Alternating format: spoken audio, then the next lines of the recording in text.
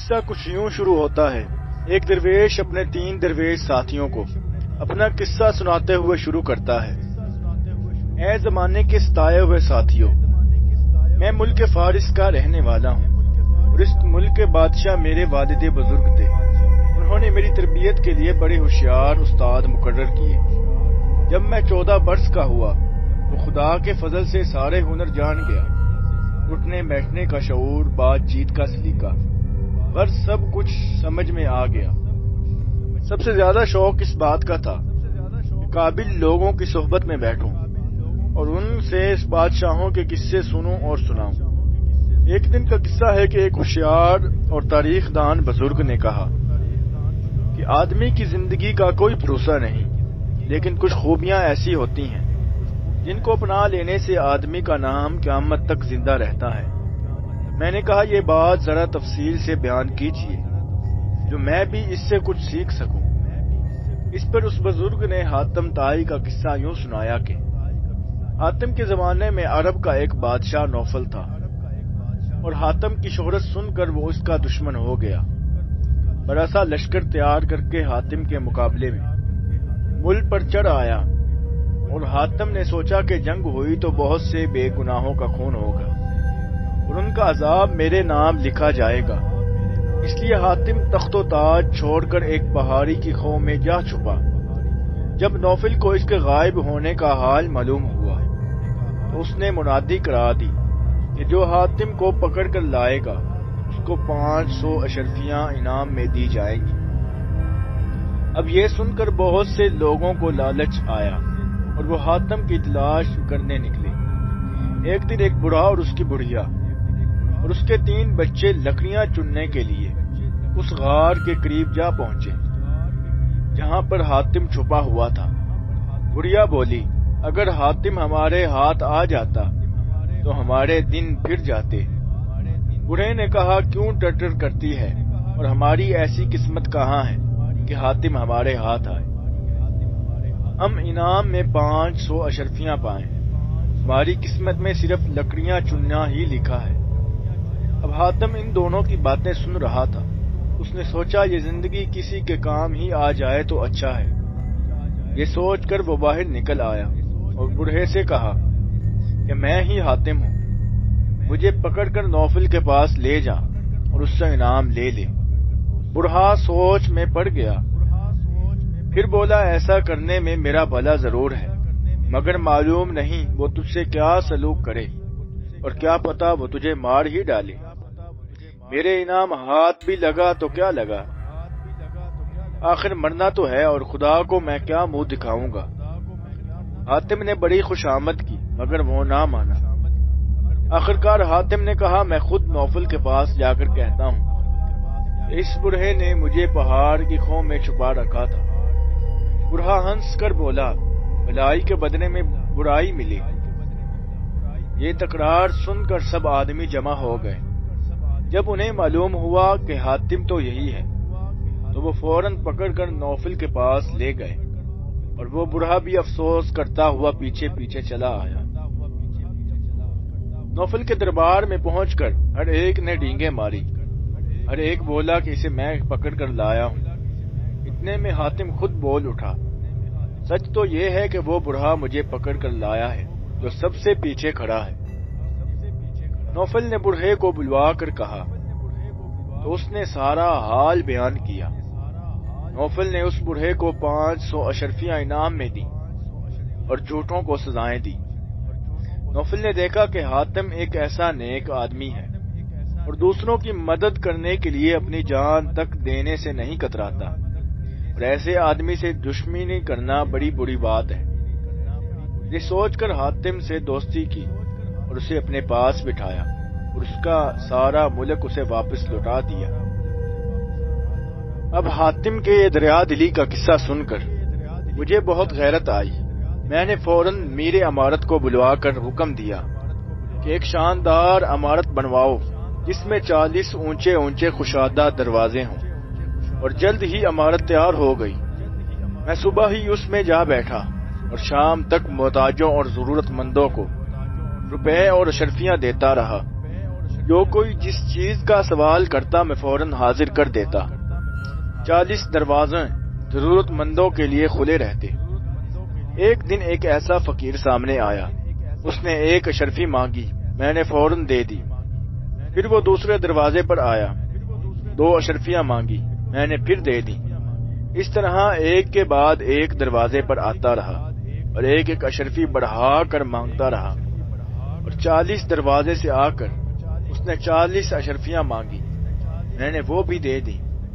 اس کے بعد وہ پھر پہلے دروازے پر آیا اور پھر سوال کیا۔ اس بار مجھے غصہ آ گیا، میں نے کہا اے فقیر تو بہت لالچی ہے اور تیری ہوس کم ہی نہیں ہوتی۔ 40 دروازوں سے آ کر تو نے 40 اشرفیاں تک مانگ لی، حساب تو کر کتنی اشرفی ہوئیں، پہلے انہیں خرچ کر پھر آنا۔ یہ بات سن کر وہ غصے میں آ گیا اور ساری اشرفیاں پھینک دی۔ بولا یہ لے اپنی دولت، رکھ اپنے پاس اور کبھی بھی سخاوت کا نام مت لینا۔ میں نے بہت ملکوں کی سیر کی مگر بصرے کی شہزادی کے سوا کسی کو بھی سخی نہ پایا۔ اب میں بڑا شرمندہ ہوا، اس سے بار بار کہتا تھا میری خطا معاف کر دے، جو چاہے مانگ لے اور جو چاہے لے جا۔ بولا اب تو تیری ساری دولت پر تھوکوں گا بھی نہیں۔ وہ تو چلا گیا مگر میرے دل میں بصرہ کی شہزادی کو دیکھنے کا شوق پیدا ہوا۔ جب بادشاہ نے اس دنیا سے کوچ کیا تو میں تخت پر بیٹھا، لیکن دل سے وہ خواہش ختم نہ ہوئی۔ ایک دن میں نے سارا کاروبار وزیر کو سونپا اور خود بصرے جا پہنچا۔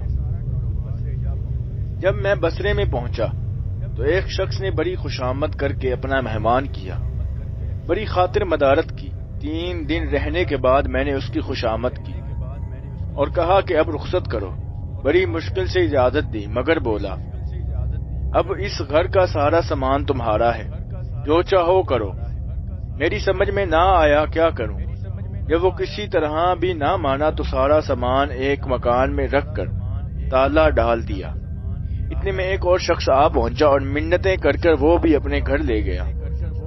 پہلے کی طرح اس نے بھی سارا سامان میرے حوالے کیا۔ میں نے لاکھ منع کیا مگر وہ نہ بولا۔ شہزادی کو خبر ہو گئی کہ ایک مہمان آیا تھا اور میں نے پوری طرح خاطر تواضع نہ کی تو وہ ناراض ہوں گی۔ اب تو مجھے اسے ملنے کا اور بھی اشتیاق پیدا ہوا۔ میں نے اپنے میزبان سے کہا بھائی میرا ایک کام کرو، میرا ایک خط شہزادی کی خدمت میں پہنچا دو۔ وہ فوراً راضی ہو گیا۔ میں نے خط میں لکھا اے شہزادی، میں خود اپنے ملک کا بادشاہ ہوں لیکن کسی چیز کی ضرورت نہیں۔ آپ کی نیک نامی اور سخاوت کا چرچا سنا تو دیکھنے کا بہت شوق ہوا، اس لیے بھیس بدل کر چل نکلا اور یہاں تک آ پہنچا۔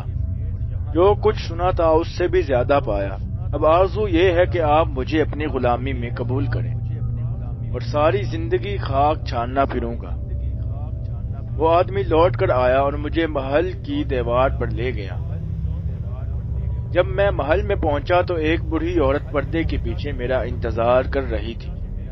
اس نے کہا شہزادی نے اسلام کہا ہے اور کہا ہے کہ شادی کرنے میں تو کوئی بری بات نہیں ہے، مگر میری ایک شرط ہے، اسے پورا کرنا ہوگا۔ میں نے کہا میں ہر طرح حاضر ہوں، بتاؤ وہ شرط کیا ہے؟ تو وہ عورت بولی کہ یہاں کے سوداگر ہر سال سامان لے کر ملکوں پھرتے ہیں اور جب وہ لوٹتے ہیں تو شہزادی ان سے ان کا حال پوچھتی ہے۔ تو ایک سوداگر نے بتایا کہ میں ملک نیم روز میں پہنچا۔ وہاں ہر شخص کالا ماتمی لباس پہنے تھا، ایسے لگتا تھا کہ جیسے سارے دیس پر کوئی مصیبت پڑی ہو۔ اس نے ہر ایک سے پوچھا کیا ماجرا ہے، کسی نے کوئی جواب نہ دیا۔ ایک دن صبح شہر کے سب لوگ باہر نکل کر ایک میدان میں جمع ہو گئے۔ بادشاہ اور امیر وزیر بھی سب وہیں جمع تھے۔ وہاں سب قطار باندھے کھڑے ہو گئے، ایسا لگتا تھا کہ کسی کا انتظار کر رہے ہیں۔ اتنے میں ایک خوبصورت جوان شور و غل کرتا ہوا وہاں آیا، منہ سے کف بہہ رہا تھا اور ایک ہاتھ میں ننگی تلوار تھی اور دوسرے میں ایک چیز تھی۔ ایک خوبصورت لڑکا اس کے ساتھ تھا۔ اس جوان نے لڑکے کو وہ چیز دی۔ لڑکا وہ چیز دکھاتا ہوا سب کے سامنے سے گزرا جو دیکھتا دھاڑے مار کر روتا۔ آخر لڑکا جوان کے سامنے پہنچا۔ اس نے ایک دم تلوار ماری اور اس کا سر الگ ہو گیا۔ اس کے بعد جوان ادھر ہی چلا گیا جدھر سے آیا تھا۔ سوداگر نے ایک ایک کی خوشامد کی مگر کسی نے کچھ نہ بتایا کیا بھید ہے۔ اس نے واپس آ کر ملکہ کو سارا حال سنایا۔ تب سے وہ بھی حیران ہو رہی ہے اور جاننا چاہتی ہے کہ کیا ماجرا ہے۔ لہذا یہی مقرر کیا ہے کہ جو شخص اس عجیب و غریب واقعے کی خبر لائے گا شہزادی اس سے شادی کرے گی اور وہی سارے ملک و مال کا مالک ہوگا۔ اب تم سوچ لو، اگر اس سوال کا جواب لا سکو تو بسم اللہ، نہیں تو اپنے دیس کو سدھارو۔ میں نے کہا میں فوراً ملک کے نیم روز کو روانہ ہوتا ہوں، مگر ایک بات میرے دل میں کھٹک رہی ہے، وہ یہ کہ شہزادی کے پاس اتنی دولت کہاں سے آئی؟ جو کوئی اس علاقے سے گزرتا ہے ہر ایک اس کی خاطر ایسی کرتا ہے کہ بادشاہ بھی نہ کر سکیں، اور وہ جب جانے لگتا ہے تو گھر کا سارا سامان اس کے حوالے کر دیتے ہیں۔ مجھ جیسے نہ جانے کتنے مسافر ادھر سے گزرتے ہوں گے، ان سب کے ساتھ یہی سلوک ہوتا ہوگا۔ اس طرح تو قارون کا خزانہ بھی ہو وہ بھی ختم ہو جائے، مگر یہ کیسی دولت ہے کہ ختم ہی نہیں ہوتی۔ جواب میں اس عورت نے جو قصہ سنایا وہ یوں ہے۔ اس ملک کے بادشاہ کو اللہ نے 7 بیٹیاں عطا کی۔ ایک دن 7 بیٹیاں اپنے والد کی خدمت میں حاضر ہوئیں اور بادشاہ بیٹیوں سے کہنے لگا تمہارا یہ سارا سنگار اور یہ ساری شان ہمارے دم سے ہے۔ اگر آپ میری بیٹیاں نہ ہوتی تو شہزادیاں بھی نہ کہلاتی۔ یہ سن کر 6 بیٹیاں ایک زبان ہو کر بولی، جہاں پناہ درست فرماتے ہیں، لیکن یہ بیٹی جو عقل میں سب سے بڑی اور عمر میں سب سے چھوٹی تھی وہ چپ رہی۔ بادشاہ سلامت کو یہ بات ناگوار گزری۔ انہوں نے غصے سے شہزادی کی طرف دیکھا اور کہا، کیوں بیبی تم کچھ نہیں بولی؟ یہ ہاتھ جوڑ کر بولی، جا پناہ یہ کلمہ کفر ہے۔ جس خدا نے آپ کو بادشاہ بنایا اسی نے مجھ کو شہزادی کہلوایا۔ اس کی قدرت کے کارخانے میں کوئی اختیار نہیں چلتا۔ اس جواب سے بادشاہ ناراض ہوا، بولے چھوٹا منہ بڑی بات، اس کی سزا یہی ہے کہ گہنا پاتا جو بھی اس کے گلے میں ہے سب کچھ اتار لو اور اسے ایسے جنگل میں پھینک آؤ جہاں نہ آدم ذات کا نام ہو، دیکھیں اس کے نصیبوں میں کیا لکھا ہے۔ بادشاہ کے آدمی شہزادی کو ایک ویران جنگل میں ڈال آئے۔ ایک دم سے کیا ہو گیا، مگر یہ خدا کا شکر ادا کرتی اور کہتی، تو بڑی قدرت والا ہے، تو نے جو چاہے کیا اور جو چاہے گا وہی کرے گا۔ جب تک مجھ میں دم ہے میں تجھ سے مایوس نہیں ہوتی۔ اس طرح 3 دن اور 3 راتیں بھوکے پیاسے گزر گئیں۔ پھول سا بدن سوکھ کر کانٹا ہو گیا، مگر ایک سانس تھی، آ رہی تھی اور جا رہی تھی۔ کہتے ہیں جب تک سانس تب تک آس۔ چوتھے دن ایک فقیر نورانی صورت ادھر سے گزرا۔ شہزادی کے حال پر بہت افسوس کیا۔ اس کے کشکول کے بھیک میں جو ٹکڑے تھے وہ آگے رکھ دیے۔ شہزادی نے کھا کر خدا کا شکر ادا کیا۔ وہ اللہ کا بندہ روز یہی کرتا، دن بھر بھیک مانگ کر لاتا، تب شام کو شہزادی کو ایک ٹکڑا میسر آتا۔ اسی طرح دن گزرتے گئے۔ ایک دن فقیر بولا، بیٹی سردی گرمی سے بچنا ضروری ہے، تو ہمت کر کے بنیاد رکھ دو، میں دیوار اٹھا دوں گا۔ شہزادی نے زمین کھودی تو بے حساب خزانہ نکلا۔ محلوں کے نقشے بنوائے گئے اور تعمیر کا کام شروع ہو گیا۔ شاندار عمارتیں اٹھنے لگیں تو بادشاہ سلامت کو خبر ہوئی۔ وہ حیران ہوئے، ویران جنگل میں کون محل بناتا ہے؟ انہوں نے شہزادی کو خط بھیجا کہ تمہارا محل دیکھنے آئیں گے اور یہ بھی جاننا چاہیں گے کہ تم کون ہو اور کس دیش سے آئی ہو۔ شہزادی میں جواب میں لکھا، سرکار اپنے قدم مبارکوں سے میری گھر کی عزت بڑھائیں۔ آخرکار ایک دن بادشاہ سلامت وہیں تشریف لے گئے اور پوچھا، تم کون ہو؟ شہزادی ان کے قدموں پر گر پڑی اور کہا، یہ لونڈی وہی گناہگار ہے جسے آپ نے غصے میں اس جنگل میں پہنچایا۔ اور یہ سب تماشا خدا کے ہیں جو آپ دیکھتے ہیں۔ بادشاہ کے خون نے جوش مارا، بیٹی کو محبت سے گلے لگا لیا۔ فوراً بادشاہ بیگم کو اور شہزادیوں کو بلا کر ملوایا۔ سب کی عید ہو گئی، بادشاہ سلامت بادشاہ بیگم اور شب شہزادیاں سدھارنے لگی تو شہزادی نے انہیں قیمتی تحفے دے کر وہاں سے رخصت کیا۔ اب بادشاہ سلامت کبھی شہزادی کو بلوا کر اپنے پاس رکھتے تو کبھی خود ان کے پاس آ کر ان کے محل میں رہتے۔ آخرکار وہ وقت آ پہنچا جو سب کو پیش آتا ہے۔ بادشاہ سلامت نے ان کو اپنا جانشین مقرر کیا۔ ان کے بعد یہ سارا کاروبار سنبھالنے لگی۔ اللہ نے دن دگنی رات چگنی دولت عطا فرمائی۔ نیت نیک ہو تو اسی طرح برکت ہوتی ہے۔ یہ تھی ساری داستان۔ اب بتاؤ، ارادہ ہو تو سفر کی تیاری کرو۔ میں نے جواب دیا، میں روانہ ہوتا ہوں۔ آخر رخصت ہو کر منزل کی طرف چلا۔ کوئی 1 برس سفر طے کر کے میں شہر نیم روز میں جا پہنچا۔ وہاں میں نے سب کو ماتمی لباس پہنے ہوئے پایا۔ مہینے کی جب کہ پہلی تاریخ آئی تو امیر غریب بادشاہ فقیر سب ایک میدان میں جمع ہو گئے۔ میں بھی کھڑا تماشا دیکھتا رہا کیا ہونے والا ہے۔ اتنے میں جنگل سے ایک جوان بیل پر سوار نکلا۔ غصے میں پپڑا ہوا۔ وہی کیا جو سوداگر نے شہزادی کو بتایا تھا اور لوٹ گیا۔ میں سکتے میں آ گیا، کھڑا دیکھتا رہا۔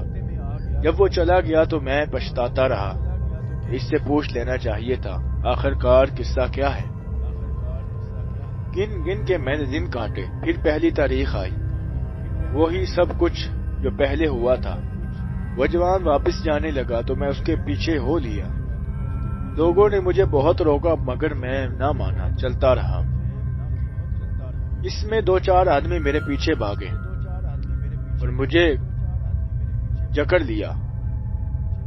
اب اگلی ماہ کی پہلی تاریخ کو میں نے یہ کیا کہ پہلے سے ہی جنگل میں جا چھپ گیا، اور جب وہ جوان واپس ہٹا تو میں بھی اس کے پیچھے پیچھے ہو لیا۔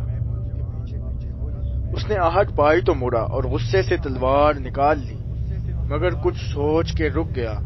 میں نے سلام کیا اور ہاتھ باندھ کے چپکے سے کھڑا ہو گیا۔ اس نے کہا، جا کم بخت، زندگی تھی بچ گیا۔ یہ کہہ کر خنجر میرے آگے پھینک دیا اور بولا، اس وقت میرے پاس کچھ نقد موجود ہے جو میں تجھے دے دوں۔ اس خنجر کو بادشاہ کے پاس لے جا، جو تو مانگے گا وہی ملے گا۔ مگر مجھ پر ایسی ہیبت چھائی کہ منہ سے ایک لفظ نہ نکلا۔ وہ جوان مڑا پھر روانہ ہو گیا۔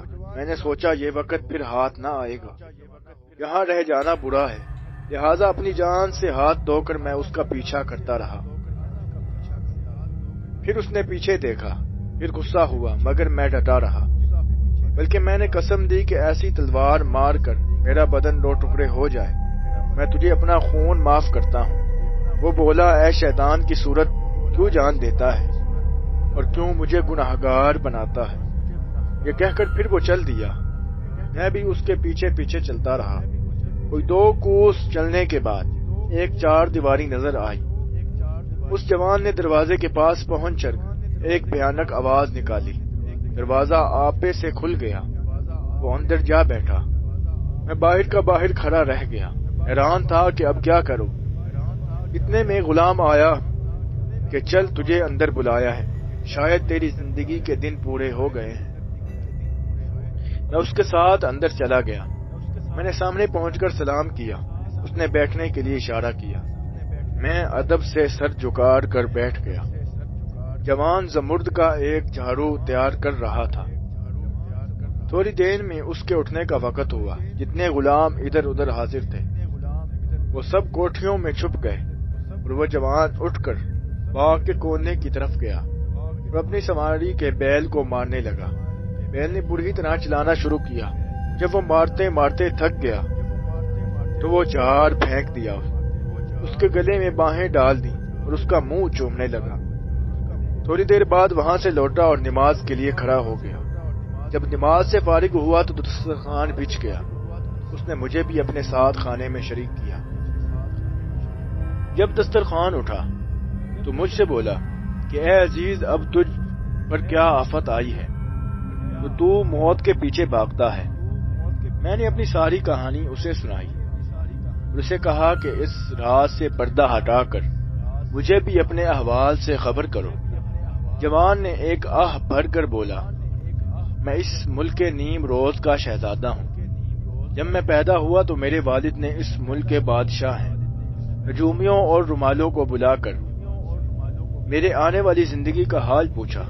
سب نے حساب لگا کر بتایا کہ شہزادہ صبح لگن میں پیدا ہوا ہے، سکندر سی بادشاہت اور سکندر کا سا انصاف کرے گا، جتنے علم اور ہنر سب حاصل کرے گا۔ اور آخر کار مجھے ایک آدمی کے پاس لے جایا گیا اور سچ مچ بڑا پہنچا ہوا آدمی تھا۔ میں نے بھی سوچا شاید اس کی مدد سے میری بگڑی بنے۔ میں دن رات اس کی خدمت میں لگا رہا اور وہ بھی میری خدمت کو دیکھ کر مجھے مہربان ہو گیا۔ دن رات مجھ پر پرہنت اور جادو منتر سکھاتا رہا۔ جب مجھے رخصت کرنے لگا تو ایک پستک دی اور اس کی کرامت یہ تھی کہ جن بھوت قابو میں آ جاتے تھے اور بال بیکا بھی نہ کر سکتے تھے۔ غرض میں نے اپنے مقصد میں کامیابی حاصل کی اور اپنے دیش کو واپس لوٹا۔ میرا باپ خوشی سے پھولا نہ سمایا۔ میں ضد کر کے اسی تہ خانے میں رہنے لگا۔ وہاں رہ کر میں نے ایک عمل کرنا شروع کیا۔ 40 دن روز کی آندھی آئی اور بڑی زادوں کا ایک لشکر تہ خانے میں داخل ہوا۔ ان کے پیچھے ایک روبدار شخص تخت پر سوار داخل ہوا۔ میں نے ادب سے سلام کیا۔ اس نے کہا، اے عزیز، تو نے یہ کیا دھند مچایا ہے اور عمل کے زور سے مجھے یہاں بلانے کا مطلب کیا ہے؟ میں نے جواب دیا، یہ تمہاری بیٹی سے ملاقات کرنے کے لیے بے چین ہوں۔ اس نے کہا، تیری یہ خواہش پوری ہو جائے گی، مگر ایک شرط ہے، اس کے چہرے سے نقاب کبھی نہ الٹے گا۔ اگر غلطی سے بھی ایسا کیا تو اس پستک سے ہاتھ دھو بیٹھے گا، جس کی وجہ سے ہم تیرے فرما بردار ہیں۔ میں نے نقاب نہ الٹنے کا وعدہ کر دیا۔ اتنے میں پھر آندھی سی چلی اور وہ حسین پری ایک تخت پر آتی ہوئی دکھائی دی۔ جب وہ پاس آ گئی تو اس کا باپ واپس چلا گیا۔ اب ہم دونوں لگاتار باتیں کرنے لگے، مگر بار بار جی چاہتا کہ نقاب الٹ کر اس کا چہرہ سا چاند سا ٹکڑا دیکھوں۔ جب وہ بڑی فوراً وعدہ یاد دلاتی، میں ہاتھ ہٹا لیتا۔ ایک دن جی نہ مانا، میں نے نقاب الٹ ہی دیا۔ ایک دم سے دیو ظاہر ہوا۔ اس نے پستک میرے ہاتھ سے چھین لی۔ یہ دیکھ کر وہ پری بے ہوش ہو گئی اور پری زاد اسے اٹھا کر لے گئے۔ اس دن سے اب یہ حالت بنائی ہے۔ میرے کہنے سے ایک مصور نے اس پری کی تصویر بنا دی ہے۔ اس زمرد کے جار میں سجا کر لے جاتا ہوں۔ ایک غلام وہ تصویر سب کو دکھاتا ہے اور جب وہ واپس لوٹتا ہے تو میں اس کی گردن اڑا دیتا ہوں۔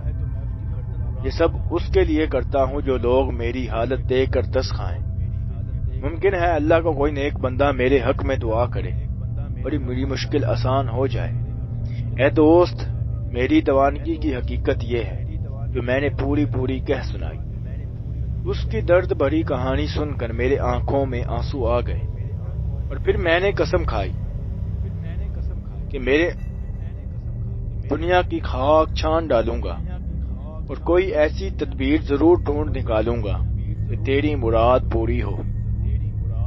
آخر اس سے اجازت طلب کر کے میں جنگل پھرا، مگر کوئی صورت نظر نہ آئی۔ آخر سوچا کہ پہاڑ پر چڑھ کر کود پڑوں اور جان دے دوں۔ اتنے میں وہی پردہ پوش برقع پوش سوار آ پہنچا اور بولا، مفت میں اپنی جان نہ کھو، تھوڑے ہی دنوں میں تمہاری کامیابی قدم چومے گی۔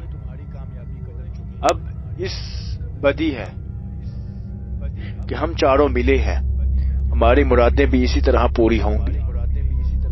دوستو، اس سے آگے کا قصہ سننے کے لیے ہمارے چینل کو سبسکرائب کریں اور بیل آئیکن کو دبائیں تاکہ ہر نئی آنے والی ویڈیو آپ تک پہنچ